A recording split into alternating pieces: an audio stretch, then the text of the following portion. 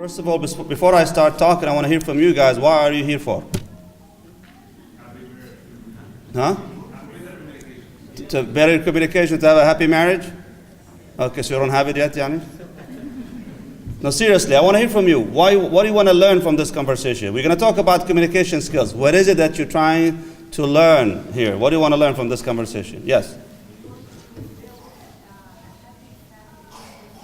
You want to build a happy Muslim family. May Allah subhanahu wa ta'ala make it successful, Ya Rabbil Alameen. Yes? How to effectively communicate during good and bad. How to become an effective communicator. Hopefully, we'll talk about the context of marriage, obviously, inshallah ta'ala. Yes? Make my wife happy. To make your wife happy? Good luck with that.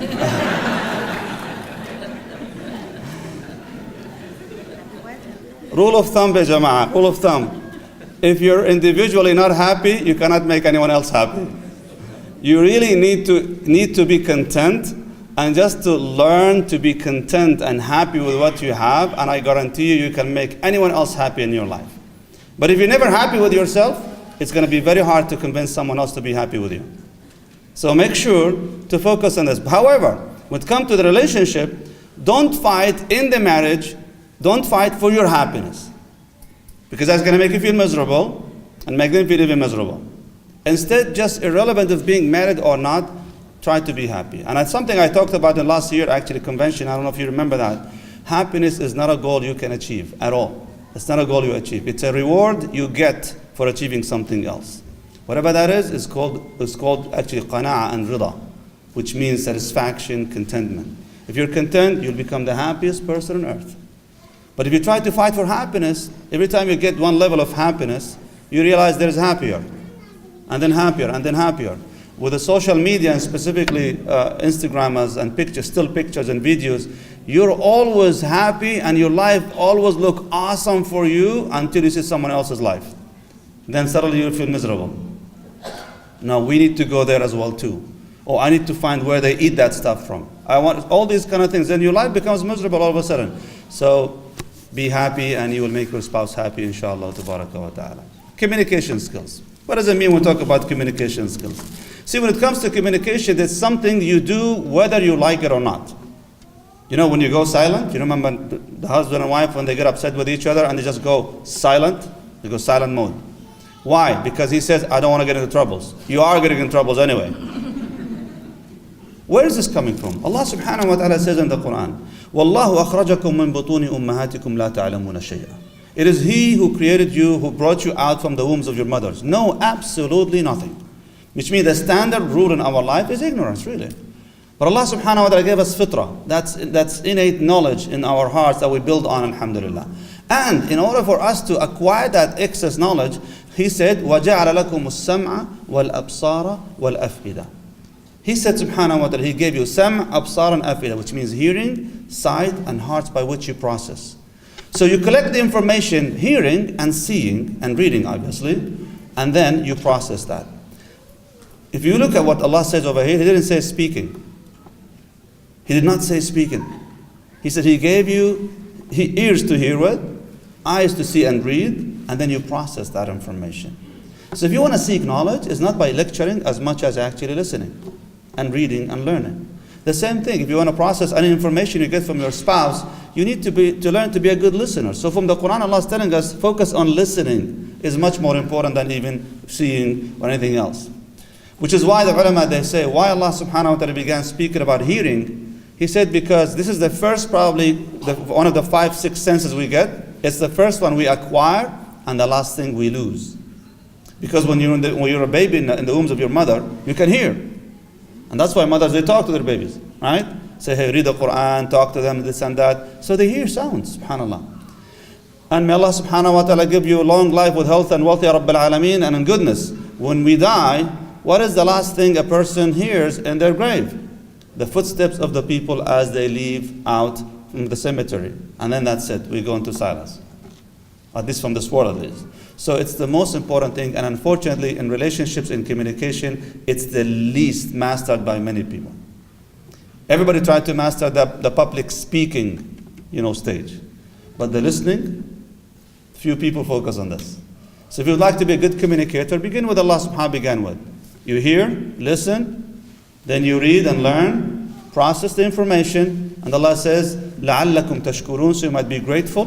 Gratitude is very important. We're going to come to this in details, inshallah ta'ala. And another ayah, Allah subhanahu wa ta'ala says, also in Surah Al-Tabarak, Surah Al-Sajda, He says that, قَلِيلًا مَا تَشْكُرُونَ, that few people really are grateful. We have given them the tools by which they can hear and see and process the information, but few people are truly grateful. So gratitude is extremely important for communication to be effective. No matter what you do, what you say, without gratitude, there is no foundation for this information honestly to stay. You don't build in anything. So something we're going to talk about inshallah ta'ala with regards to effective communication. So, when we talk about effective communication, I don't know how many of you attended my last year's session here when we talked about the silent killer of all relationships. Anyone remember what's the silent killer of all relationships? Silence. No, not silence. The silent killer of all relationship. It cut ties between you and your family, your spouse, your children. It cut ties between you and Allah Azza wa Jal even. When people lose faith, it's the exact same reason. It cut ties between you and yourself. When you sometimes feel, disconnected with yourself, it's the exact same reason. What is the silent killer of all relationship? Yes. That's the feeling you get when you don't get it. But you're close. Yes. Expectations. The silent killer of all relationship is expectation. When you get married with what?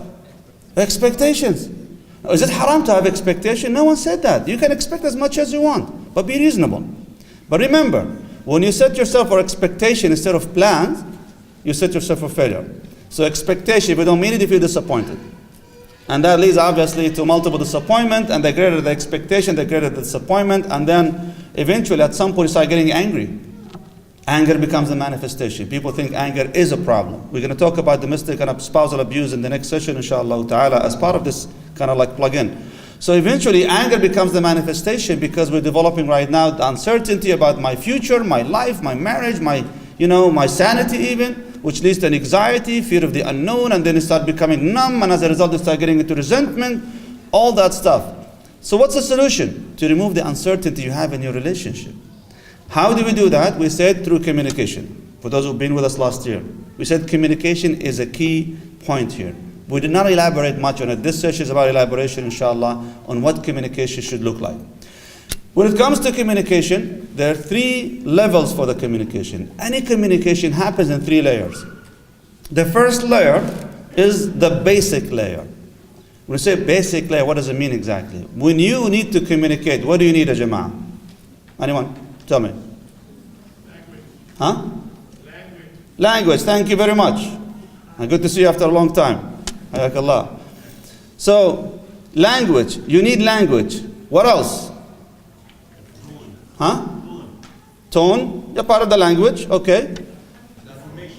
Information. Something that is sensible to share. Okay. What else?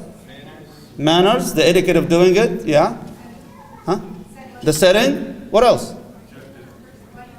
The other person to talk to, okay, which means the one thing we just missing, which is the most important thing, husband and wife, they fight over. What is it? The time. Making the time. Like we all, mashallah, read so many books, attended so many seminars, videos, this and that. I know a lot about communication. For God's sake, I'm a senior executive in this company, multi-communication, I have a degree in this and that. You have all the qualifications, but you're too busy. You don't even have time to sit together to talk. So time and space. Communication doesn't happen in vacuum.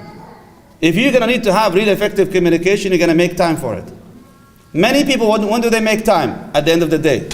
Which means after I'm done doing everything.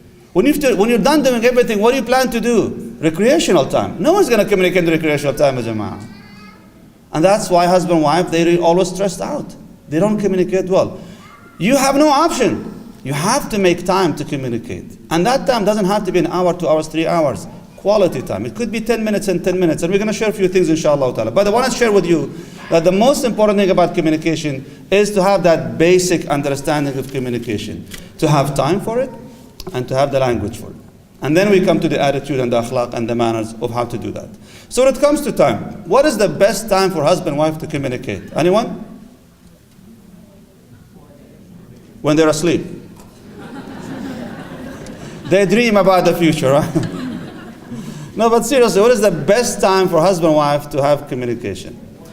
Morning? Huh? After breakfast? When they nurtured, alhamdulillah, very well first? What else? When they're together? Okay, and when is that going to happen? Yeah? Okay, so you all agree that now as we start conversing, everybody's looking at their schedule now, suddenly. So some people say the morning, some people say the evening, after, when we're on a trip, when we're on a journey, blah, blah, blah. Which means there is really no such thing as this is the best time to talk to your spouse. It's subjective. It depends on your schedule, it depends on your life. But they say there are certain times could be the best, which is the best 10 minutes and 10 minutes to have an impression on your spouse. What are the best and most important, most valuable 10 minutes and 10 minutes of your day and evening with your spouse? The last 10 minutes in the morning before you leave, and the first 10 minutes when you come back after a long day. Think about those 10 minutes and 10 minutes. How do they look like? If they look like, mashallah, romantic and lovey-dovey, and you just don't want to leave their hands because you don't want to go away from them, then you're awesome, really. But if it always like, where are the keys? Where's the lunchbox? The kids, this, that, then good luck having good conversation. It's not going to happen. Most people, the last 10 minutes is miserable. Really. It's miserable. It's not like what the Prophet ﷺ used to do. Aisha radiallahu anha, she used to say, كان رسول الله صلى الله عليه وسلم يقبل بعض نسائه وهو صائم ثم يخرج إلى الصلاة. He used to kiss his wife on his way out to the masjid while fasting. What do you call this, Jama'ah?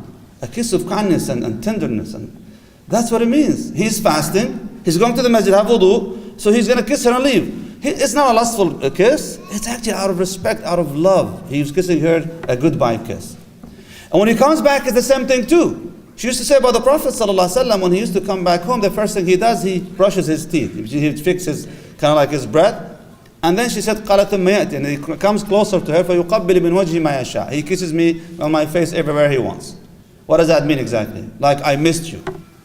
Like, he's so passionate about it. Because like, I missed, oh my God, it was a long day. Can you imagine if the beginning of your day and the end of your day look like that? Like the sunnah of the Prophet ﷺ? You will have it all, inshaAllah, tabaraka wa ta'ala. So these moments are very precious. So you have to find time for you guys. I cannot tell you do it, after Fajr or before you go to sleep or this or that. You know better than anybody else, but you have no excuse. You have to make time and space for communication, inshaAllah, tabaraka wa ta'ala. Now usually they say, when it comes to communication, it's all about also the behavior that comes with it. No matter what you say, it's the behavior that comes with it that's very important. And they say the ratio of a happy marriage to have a happy relationship, it doesn't mean you cannot have problems. Problems come with the marriage anyway, whether you like it or not. It's attached. But some people, they have it different because of their attitude and their akhlaq and their manners. So in terms of ratio, they say for every 5 good behaviors in the relationship, in a healthy relationship, there is 1 bad behavior. But if you see that your ratio is off, means your marriage is not on the right track. You need to fix it. But the average ratio is actually 1 to 5. 1 bad, 5 good. But if you have it the other way around, may Allah make it easy for you. You need serious counseling. Now, but again, try your best, inshallah, to make that. So I will share with you some of these. I'm going to share 5 bad behaviors in a relationship in the basic communication skills and 5 good, inshallah. The 5 bad behaviors. Number 1. What does husband and wife hate the most when it comes to conversation and talking? Can you guys guess? Not arguing. Not paying attention? Something else? The thing that, allow me to say, that pisses you off, basically, what is it? Criticism. Judging. When they start criticizing you. Like, no matter what I do, they always find the fault in it. Like, the food is awesome, right? You have a buffet there. Where's the falafel? Right? But subhanAllah, you have all that good stuff there. Where's the falafel? Why the shai is not with na'na? Why is it with meramiyya, for example? You always find something to criticize. So criticism is one of these bad things. However, I have to admit, we can't live without criticism. Why? Because criticism is what, Jama'ah? It's kind of like part of the and development department. So you have to give some criticism, feedback in order to develop the relationship. However, it's not about the criticism that it's bad or good, it's the way you give it. And that's why you need to learn to neutralize criticism. How do you do that? When you talk, you don't talk with judgmental words. Don't do that. Also, when you receive it, don't take it as a fact. Take it as an opinion from your spouse, and that will reduce much of the tension. That's the first bad thing that happens in communication, criticism. And we talk about constant criticism. Number 2, flooding. When we say flooding, what it means exactly? Like non-stop. Really non-stop. Sometimes we call it nagging, right? But nagging between man and woman is different.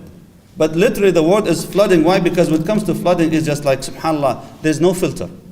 And because there's no filter, we keep dumping everything, all together. Sometimes as a husband and wife, the expectation that you are my emotional dumpster. And you have to accept that when you get married to me. So therefore, when I'm stressed out, you're the only one I can just open up and just dump everything on you. And then I just go, Alhamdulillah, thank you very much. And you start looking for your husband. Where is he? Under all that trouble, right? But seriously, we expect you to accept me and take me in. And that is something so sweet about being a husband and wife. You have to accept to be vulnerable, but too much of it can kill you. So make sure not to flood your spouse with all that stuff. So the third thing that is actually bad that happens in relationship is a long, and again I say long silent treatment. I mean, it's okay to have silent treatment. I'm not going to say it's halal or haram. It's a human thing. When you get upset with somebody, what do you do? Naturally, what do? You shut down. Like, I'm upset. Try to please me. Come and fix it. But obviously, our ego kicks in and comes in the way and just, no, you come and fix it. And then we wait, mashallah, everybody's ego is taken to the next level and never resolve the issues. So it becomes a problem. Silent treatment, it happened even at the time of the Prophet sallallahu alaihi wasallam. When Umar bin Khattab, he heard the wives of the Prophet ﷺ will give him the silent treatment, he freaked out for his daughter Hafsa, who was wife of the Prophet ﷺ. So he goes to her house and he goes, قال, is it true what I heard that you guys give the Prophet ﷺ the silent treatment? قالت نعم والله إنه غاضبه حتى آخر النهار. We get upset with him the whole day, until the end of the day. And Umar, he says to his daughter, Ya bunayya, don't do this, you're not like Aisha. Like, listen, Aisha can do it and get away with it, but you can't. Be careful. But subhanAllah, even that led to the whole story of Al-Ila. When the Prophet ﷺ got extremely upset with them, he just kind of like, that's it, I'm done. And he boycotted his wife for an entire month. And at the end of the month, Allah revealed to him the ayah where He gave them the option between staying with Him on His standards, or I can release you, give you the pleasure of this world. Enjoy it. But they all chose to stay with the Prophet ﷺ. The point is, silent treatment is part of our life. It happens, but too long and too much of it becomes toxic. Really toxic. Sometimes the lady she's being too quiet and shut down. And for her, she's waiting for her husband to come and inquire. And the husband on the other side is just like, MashaAllah, I have a wonderful wife. Tabarakallah. She doesn't bother me. She doesn't complain. Well, you know what? When people come to me for counseling and they say, Sheikh, my wife keeps complaining, I said, you're lucky. Because what do you mean? I said, she trusts you to come and complain to you. You start getting worried when she goes quiet. That's when she gives up. And honestly, you don't want to live with someone who gives up on you. It's not going to be healthy, it's not going to be fun, it's not going to be nice at all. So be careful with that. Number 4, the I versus we. A lot of people, when they get married, at some point, specifically in our time, and I have to say that I'm so sorry for our younger generations who are growing up in this new system of radical individualism, self-centered culture. The whole idea of I and my happiness and my priority and this and that is killing our marriages. Why? Because the husband and wife, when they get married and they rub each other the wrong way, unfortunately, at some point it becomes me versus you instead of us altogether, or we. So that whole idea of, I deserve this, I deserve that, and I deserve this, and I deserve that, and eventually everybody starts fighting for their own success or happiness or personal joy, and they depart that. So speaking with language such as I, and always looking for your personal, goals, you have to start learning. Once you get married, you need to shift from I to us and we. The whole time you spend with your gang and your friend and all that stuff, you can keep some of it, but it doesn't mean you should be on the account of being a husband and wife right now. Number 5, mind reading. MashaAllah, MashaAllah. The husband, they always complain that their wives are just like psychic, tabarakallah. They know how to read minds, yani. I just got into the house. She knows everything right away. How did she know that? Well, you posted something probably online. You left some trails in your emails probably here and there. But seriously, mind reading is bad because we go into the intentions. A lot of it about assumptions, unfortunately. You see, assumptions is bad. Why? Because when we deal with assumptions, we go with the worst case scenarios. But what's the problem? Why do people go with assumptions? Because you don't communicate, you don't share information. If you don't share information, you cause people to go into assumptions. That's the thing. You don't want your spouse to assume things about you, then share with them what they need to know about you. Otherwise, you leave it for them to assume that. So, what are some of the good things that we do in communication, inshallah? Number 1. The number 1 thing that opposes criticism, what is it, Jama'ah? Praise. Or we say appreciation. Actually, let me put it this way for you. Why appreciation, words of compliments is extremely, extremely, extremely important in a relationship. I repeat, words of compliments. Why? Because statistically speaking, the number 1 reason for husband and wife to divorce, or the number 1 reason for relationship to fail is what? Can you guys guess? Why do people cheat? Let me put it this way, or even want to leave the relationship. The number 1 reason, what is it? Lack of communication is the most common answer I get, but it's not the problem. It's just a symptom. The number 1 reason, because they feel emotionally dissatisfied. Happiness, basically. Emotionally dissatisfied. Okay, that's number 1 reason. When you investigate that, you will find that the number 1 reason for them to feel emotionally dissatisfied is because of what? Lack of appreciation. And the number 1 factor they miss in the appreciation whole game thing is what? Words of compliment. Like, I want to hear it. I want to hear it. And when it comes to appreciation, we're not asking you to appreciate your spouse for something they haven't done. We're asking you to appreciate them for something that is normal and ordinary. Many people think of appreciation, no, they wait for something great to happen so they can appreciate them for it. No, it doesn't have to be a jama'ah. You can simply appreciate them for the ordinary things. Just the fact, and what is the number 1 thing that the best form of appreciation you give to your spouse? What is it? When you compliment what? Things they have no control over. What are the things they have no control over? Money? Inshallah. You must be rich, tabarakallah. Now, let's talk after the session. No, seriously. What is the thing? The things that they need appreciation for the most is things they don't have a control over, and that is basically their personal personality, their looks, and their personality. Just like the harshest criticism is in things they have no control over. And that's when people go mean, what do they attack? Character assassination. Alatul. You're ugly, your family is this, you're that, all these things that are, what do I do with that? I mean, Allah created me this way, right? But that is the harshest thing, Allah musta'an, because we go so mean, we go just right there. I have no control over this issue. Just like, again, the best compliment you give to people in things they have no control over, their looks and their personality and stuff. So like, you're beautiful, you smell nice, mashallah, jazakallah khair for being part of my life. These things. It doesn't have to be, thank you for the $10 million you brought me last night. It doesn't have to be for that, Jama'ah. Just for the ordinary things. That makes miracles, alhamdulillah rabbil alameen. So make sure to appreciate daily, appreciate. 3 times you appreciate your spouse. So how many husband and wife we have here? Raise your hand. Okay, your assignment before you leave this session, before you're gonna hold your spouse and tell them, I want to thank you very much for something, whatever that is, okay? You choose something to appreciate them for, inshallah ta'ala. طيب, number 2 in good things, inshallah, to do is intentional conversation. What does that mean?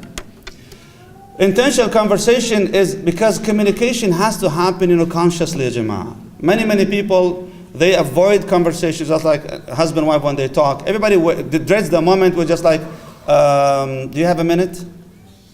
When you hear the word, do you have a minute? Run for your life, right? Because everybody knows, oh my God, what does that exactly mean? No, but seriously, we have to have intentional conversations. Like if you say, honestly, right now, I don't. But if you give me 35 minutes, let me finish this inshallah ta'ala. Let's have a cup of tea together, we can talk. That's how we do it. Make an intentional conversation. Instead of just, waiting, I'm in a hurry, I have to leave in 10 minutes, blah, blah, blah. What do you want? It doesn't work like this. It has to be intentional conversation. Number 3, instead of silent treatment, we do what we call timeout. What does that mean? You put yourself on timeout. Really? I've never done that before. Well, good luck. You're going to start doing it from now, inshallah ta'ala.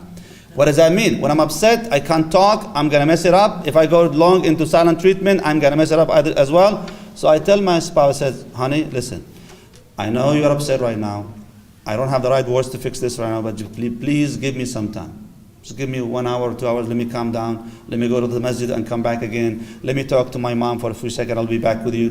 Whatever that is, that makes you just calm down. Let me eat my ice cream and I'll come back to you. Let me go and watch Artugro episode and come back again.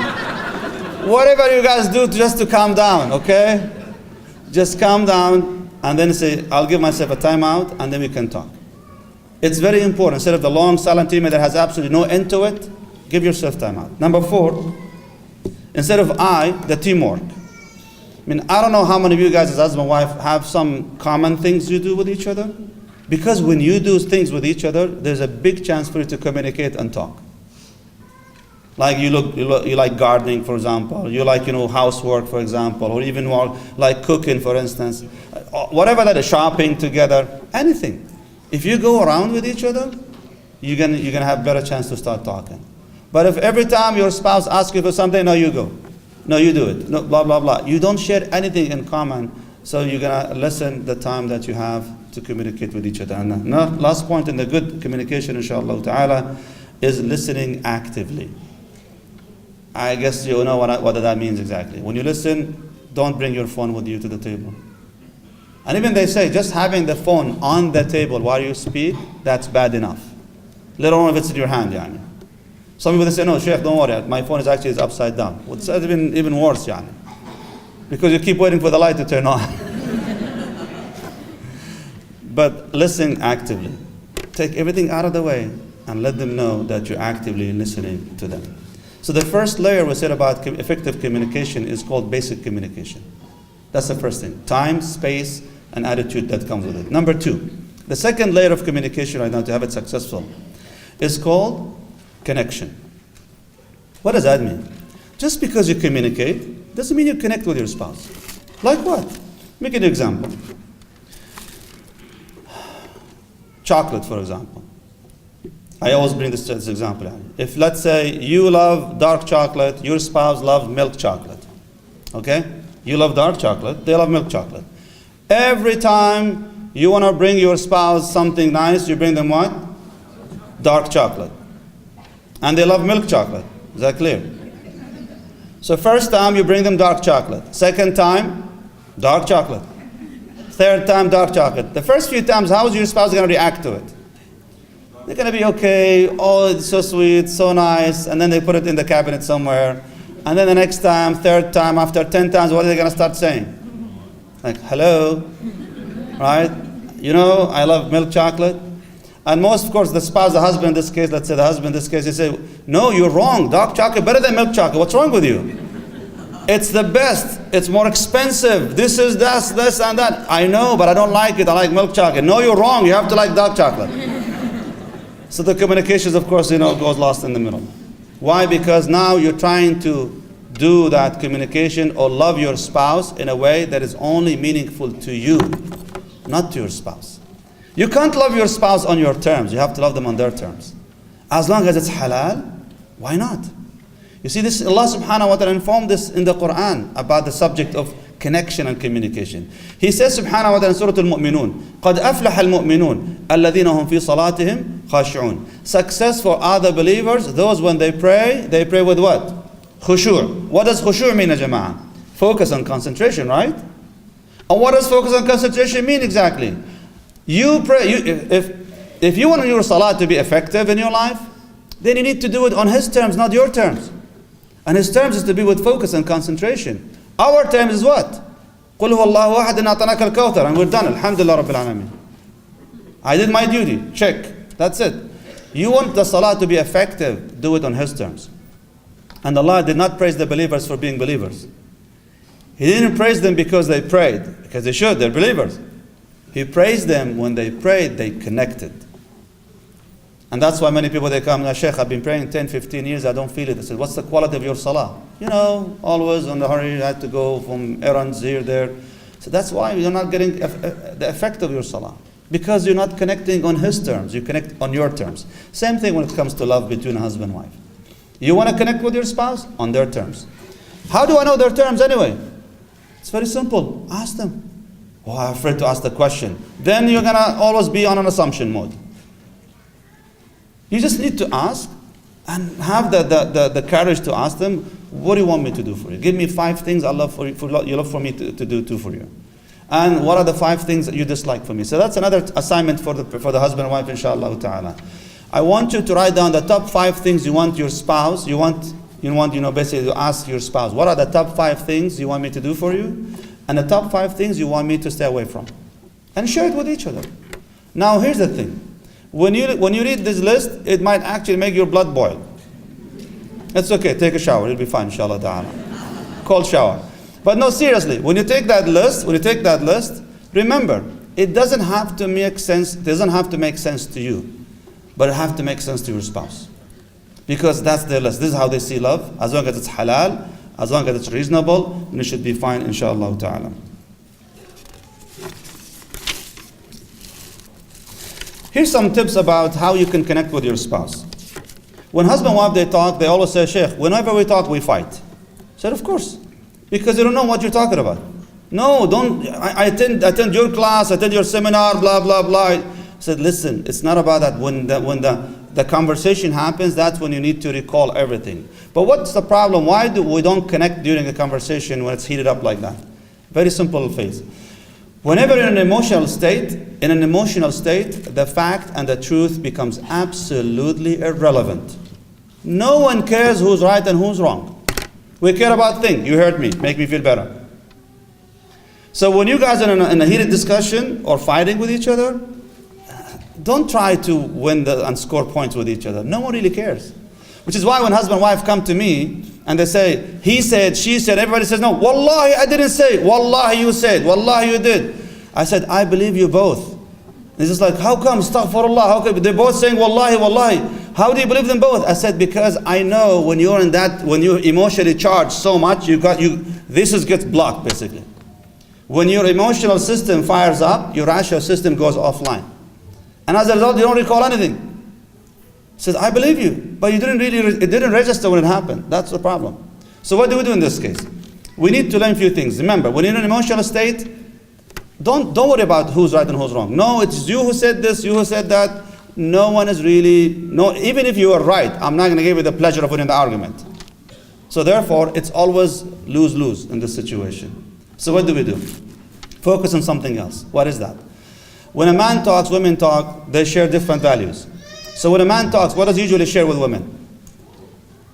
For the ladies, when a man talks, what does he share with you? Nonsense, right? No, but when a man talks, he focuses on the information. He focuses on facts.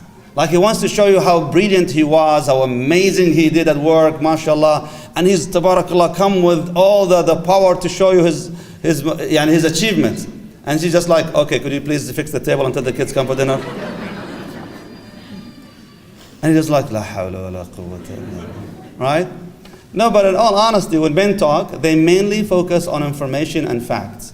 And that's why they sound very dry to women. When women talk, what do they share? What do they share mostly? Feelings and emotions. Which is why for a man, it's just like, okay, how do you want me to process this? Because for him, it's about, 1 + 1 = 2. I don't see 1 + 1. I see variables. They don't connect right now in this sense. Now, don't get me wrong. I'm not trying to be stereotypical over here. Sometimes a man is extremely emotional in his conversation. And sometimes the lady, she's the one who's, mashallah, have all the rational in the conversation. This is normal. It happens.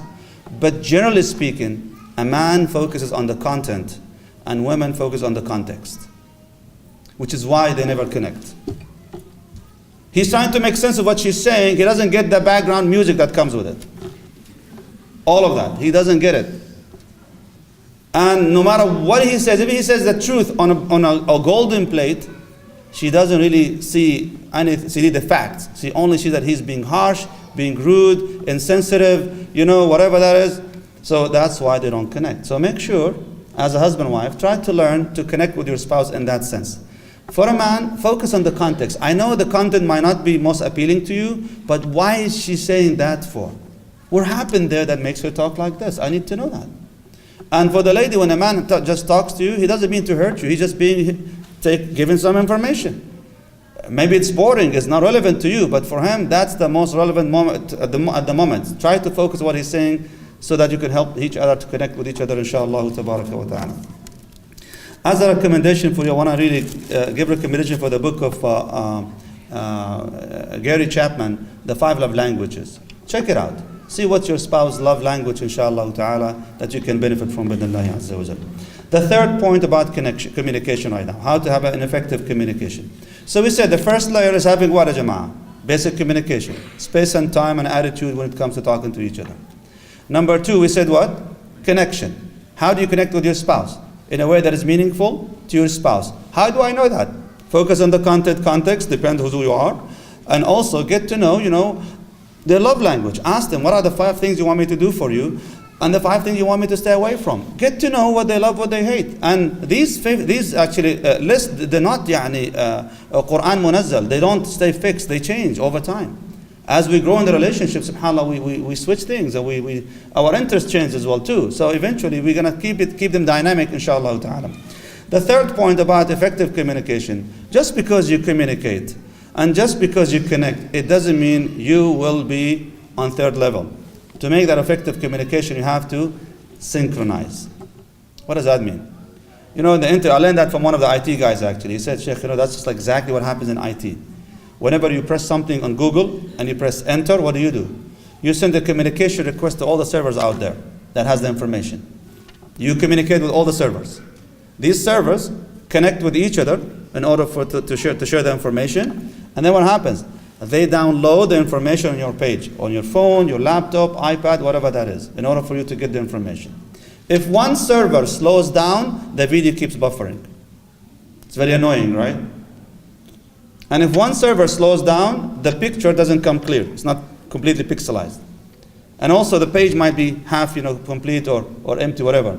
Why is that? Because one server decided to slow down. And that's exactly what happens in relationships. In relationships, if we're not in sync with each other in terms of our goals, our vision, our dream for the family, we go into divergent paths.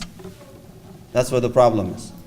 Like if I ask husband and wife, usually when I see the husband and wife, they're not on the same page, I simply ask them a simple question. Very basic question. It says, 5 years from now, where do you see yourself as a husband and wife? And the answer that I get from them is looking at each other. It's like, I have no clue. So that's exactly why we have a problem.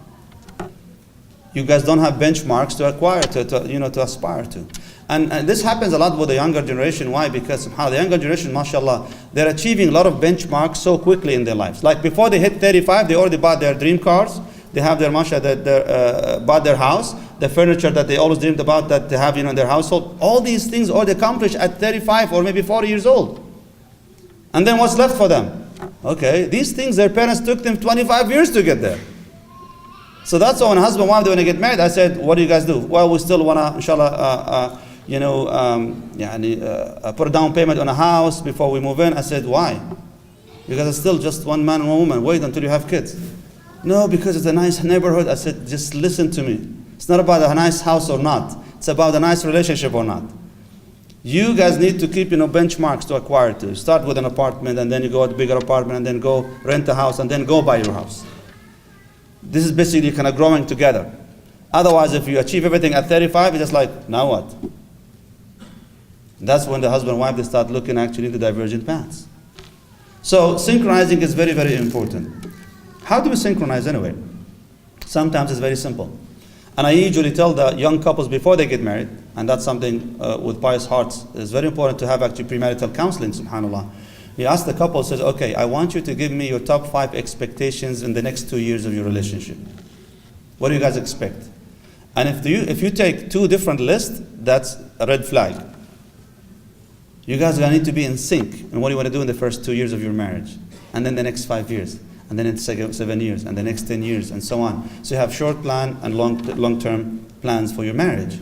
Otherwise, if you don't have any plan, just waiting for everything to just keep rolling, bil baraka, inshallah ta'ala, you're going to get to this moment where just like, okay, where do we go from here? You guys are going to have to make some plans, inshallah ta'ala, for yourselves. Now, also, these plans that we should suggest for you, make sure to keep them flexible.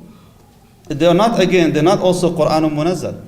They need to be flexible. You can learn things, inshallah ta'ala, and keep changing them as your circumstances change, the variables in your life change. You might have 2 kids, so sooner than you expected maybe, or even switch jobs, or have to travel somewhere else, or whatever that is. SubhanAllah, things happen. So therefore, you're going to need to make these plans always flexible, inshallah, for you. Also, age matters. A lot of young people, when they plan things, mashallah, when they have the health and the wealth and the power for it at a young age. They don't realize when they hit 35, for example, or 40 years of age, things will change. And that's why I say, slow down, take it easy. Don't try to accomplish everything so quickly. There are things you cannot do until you get to a certain age, so leave it to then inshallah, tabaraka wa ta'ala. So keep things very flexible for you, inshallah. So with that said, we learn from the Prophet sallallahu alaihi wasallam. He's the greatest communicator of all time. You see, the Messenger sallallahu alaihi wasallam, he said to Aisha radiallahu anha, and that's the true meaning of connection, really.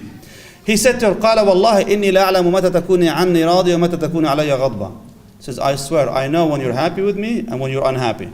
She goes, how do you know that? Because إذا كنت علي راضية, when you're happy with me, you say كلا ورب محمد. And when you're upset, you say كلا ورب إبراهيم. Like she wouldn't mention his name, yani. But subhanAllah, he said that, why? For him, it was cute. Like, I can tell when you're upset. So you're giving me hints that when you're upset, to try to make it up with her, radiallahu ta'ala. So he connects with her. He knows when she's actually upset. I asked the husband and wife today, do you know when your spouse is upset or happy or in good mood or bad mood? If you say, yes, I know and I don't really care, then we're in trouble. You should care. You should care. But if you say, I tried, but it never goes well, hopefully with using some of these techniques, inshallah, that will make some change. Some of you might say, Sheikh, you don't know my husband. I'm like, I don't need to know your husband, wallah. But I know Allah Azza wa Jal created us as human beings with the exact same laws, or what I call them laws of physics. Just like the laws of physics, you throw something up, what happens to it, Jama'ah? Comes down. Throw a ball against the wall, it bounces back, right? Same thing with marriage. These are rules of human nature. No matter how difficult you think your spouse is, if you use the exact same rules of human nature, you will get results. But you're going to have to learn them, just the laws of physics. It took the humans thousands of years to get to this point, subhanAllah. Now we have technology, we have designs, we have amazing things to do, that back in the days it was like aliens used to do these things for us. And now we do it ourselves, subhanAllah. Same thing with our relationships too. In order for the relationship to be successful, you need to learn some of these tricks and apply them. And it doesn't work first time, it's okay. I'll try again, and again, and again, and again. But the last thing I want to share with you is that no matter what I do, I don't control the hearts. You don't control the hearts. Allah subhanahu wa ta'ala is in control of these hearts. What does that mean? I'm only responsible for making the effort. As for the results, that's in the hand of Allah subhanahu wa ta'ala. I might be doing everything you said about communication and it's not working. Well, I don't know. Maybe there's a tweak you need to do that can change everything. Just like the compass. Just one tip there, subhanAllah, you just go a different direction. Maybe that's the thing we need to talk about. But overall, if you do everything perfectly, that doesn't mean you're going to get the results you wish for. Because Allah subhanahu wa ta'ala means to test us. And He says, لِنَبْلُوَ بَعْضَكُمْ بِبَعْضٍ أَتَصْبِرُونَ. We're going to test you with each other to see who's going to be patient. So maybe that's my test. Maybe that's your test. I'll do it, inshallah ta'ala, with grace, with mercy, with rahmah. I ask Allah subhanahu wa ta'ala to give me the best bidnillahi tabaraka wa ta'ala. I ask Allah azza wa jal to give you all love and mercy in your lives, Ya Rabbil Alameen. To give you the ability to communicate effectively with one another, Ya Allah, for the goodness of this dunya and the akhirah. Wallahu ta'ala alam. Alhamdulillah Rabbil Alamin. Sallallahu Nabi Muhammad wa sallam. We still have more time for questions, right?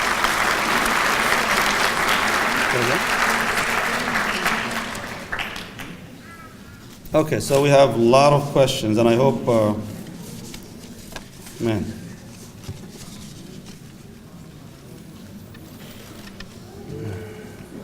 Okay, so as the kids are moving out with their lives, What are the keys to reestablishing the we two time between husband and wife? Like the empty nesters right now.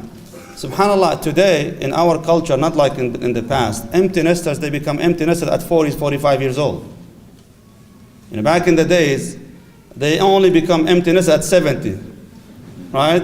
Because by the time the old one is getting married, we have a young one still coming up, mashallah, right? Today, subhanAllah, the family chose to have 2 or 3 kids, and as a result, when the youngest hits, that age, khalas, they become empty nesters at a very young age. And that's when there are a lot of issues happening. And also adding to the problem, our children, they're not getting married younger either. Yani. So instead of marrying at 24, 25, now it's actually getting to 27, 28, 29, and 30, and even older. So as a result, again, these parents have a lot of empty time. So what do you do in this case? I really recommend for husband and wife, before you get to this point, no matter how beautiful your relationship is with your spouse, please consider taking what we call marriage coaching. Marriage coaching is not conflict resolution. It's not because you have a problem. Marriage coaching is actually just to avoid having problems. Why? Because again, things change in your life. And with change, people, they will face one of 2 decisions. Whether to resist change because it was awesome for us all these years, or they will adapt to it. If they resist change, there is a chance they might break the relationship. How come? You break it because if you keep resisting that change, because I want to be happy as I used to be before, but the variables are changing right now. And like you see here, the spouse is asking, I need more time with you. Now, before they were busy with the other kids, now they want a time with you. So it becomes problematic for them. So therefore, I really suggest coaching sessions with a counselor, family counselor, who can help you with that, inshallah, tabaraka wa ta'ala, to learn how to adapt to the new change that happens in our lives.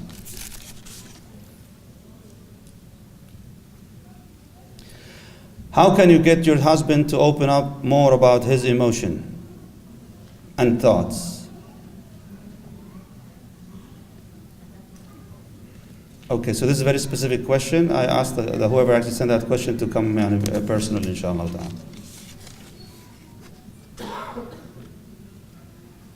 How do you prevent arguments and issues from arising with your spouse that are just based on mere personality differences? Here's the thing. Conflict in itself is never a problem.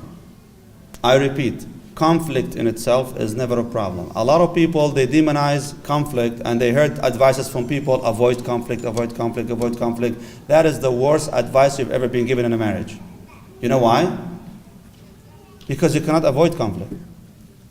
It just happens. You're 2 different people, so you're going to eventually rub each other the wrong way at some point. Yani. So what do we do in this case?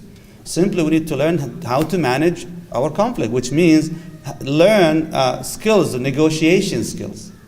And that's why I always ask young couples at premarital, I said, you guys have to read on leadership, read on marketing, sales, and also negotiation. He says, why? I said, because you're getting married. I said, I'm not going in the stock market. I said, no, you are. Trust me. You need to be a leader in your household. You need to know how to market your ideas, how to sell your decisions, and to negotiate with difficult people to happen to your loved ones. Seriously, you need to learn these skills. And hopefully, inshallah, once you learn that, bismillah, you will learn how to manage the whole idea of conflict. Why conflict happens anyway? Because simply, it's about change. When you push your spouse in one direction by making slight change in your life or their life, they freak out because you move them out of their comfort zone. So what are they going to try to do? Push back where they were, right? And when they push back, have you ever seen someone push back again to where they were before? Never. What do? They overcompensate. Just in case if you push me harder, I will just go back where we were before, right? So eventually we end up doing what? Like this. He pushes this way, I push this way, push this way, so we create friction. Once they start feeling the heat, what do? They take their hands off. We never resolve the issue. And you leave a door open. Another door open. Another door open. Another door open. Just like on your phone, when you have 100 apps you opened for the last year, you didn't close any app. What happens to your phone? Acting funny, right? Isn't that what your spouse start doing after some time? So basically start jamming because you have too many apps in the background sucking life out of you. You have too many open doors you never closed and they're sucking life out of you. You have to face them to close them, and sometimes you just close them by your finger. That's it. Just do this. You close these apps. Some of the problems you're fighting over just like, oh, I didn't mean that. I didn't think that you're doing it this way or that way. But we just don't dare talk to each other. So please make sure to do so, inshallah, to communicate.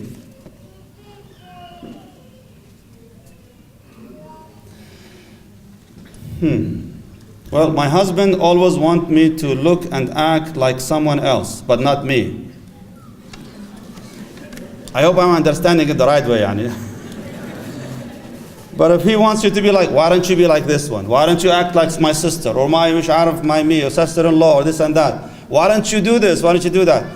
Subhanallah, remember when I said about the harshest criticism is about what? Personality. That's why it hurts.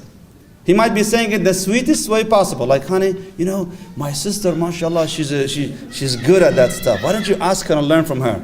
And for her, just like, subhanallah, you killed me. Like, what did I say wrong? Nothing. It's just simply when we give someone advice, it's just as if we criticize them for they're not good enough about this issue. So what do we do in this case? Remember what I said about the neutralizing criticism? For this sister in particular, I hope the situation is about neutralizing that criticism, which means whatever your husband say, take it as an opinion, not as a fact. It hurts when you take it as a fact. But if you take it as an opinion, you would say, well, that sounds great, Jazakallah khair. I'll look into it, inshallah. Thank you. And we move on. If there's value in it, I'll take it. If there's no value, I'll just stick with what I have, inshallah ta'ala, and hopefully for improvement bin Allah Azza wa Jalla. And by the way, an advice for the wise guy here is basically, if you keep comparing your spouse to somebody else, that's khalas, it's a formula for disaster basically. Why? Because you will never be happy. Remember what the Prophet ﷺ says about comparison? In the matters of dunya, don't look for those who are below you. Look for those who are higher than you. Look for those who are below you. You'll appreciate what Allah has given you. But if you always keep looking at up there, you're going to hurt your neck and hurt your wife as well and spouse. So therefore, stop comparing because you'll never be satisfied. What is the best way to handle your spouse's silence? The silent treatment. Honestly, it's a simple question, but I don't know what the root cause of it. If it's something we got upset about conversation versus has been for the past 5 years, that's a whole different game. So I hope you guys can take serious note into going into marriage coaching or counseling, inshallah ta'ala. Now there's so many questions, Jama'ah, over here, but they're telling me that the time is up already. I'll take one last short question, inshallah, quickly, from the middle.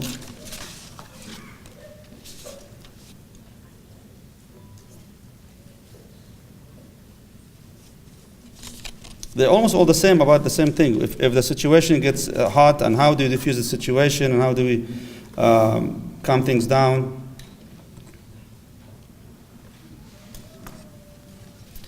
Now, so what's the best way to diffuse a situation when your spouse is upset and not understanding your point of view? My best advice for you, really the advice of Abu Darda, when he gave his wife that advice. He said to his wife, he said, قال إذا أنا غضبت فرديني وإذا أنت غضبت رضيتك وإلا لن نصطحب. What does that mean? He says, if I get upset, try to please me in that moment. If you get upset, I'll try to please you. Otherwise, we'll never get along with each other. The problem in our life is that when he gets upset, she gets upset. Like, why are you upset? I'm the one who's supposed to be upset. Is that like, really? What about me? I'm the one who's supposed to be upset. So it becomes a contest who deserves to be more upset than the other one. So we escalate because everybody's trying to justify why he or she deserves to be upset more and more. So the whole conversation goes into what? Bring in the history of the past. Because I need to have evidences. So we start bringing everything into the conversation. Because I need to justify being upset. And she needs to be the same thing too. So we escalate the situation for no reason.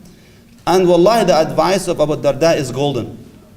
I know in time of the conflict, it's just like, I can't do this. This is impossible. You have no idea what she did to me. But again, Abu Darda advice is better than for you to escalate the situation that goes nowhere. So in this case, when she's upset, even if she doesn't have the right to be upset, you know what? It's my turn to calm her down. And when he's upset, I'll try to calm him down. Yeah, but he's very difficult to calm down. May Allah make it easy for you. Make a lot of dua. So eventually, try your best to calm each other down in that moment, and then you can have a conversation later afterwards. But if you try to have that conversation in that moment in time, you're going to fight forever. So may remember that, inshallah. May Allah subhanahu wa ta'ala give you all love and mercy for one another in your life in this dunya and the akhirah. Rabbil alameen. Assalamu alaikum wa rahmatullahi wa barakatuh.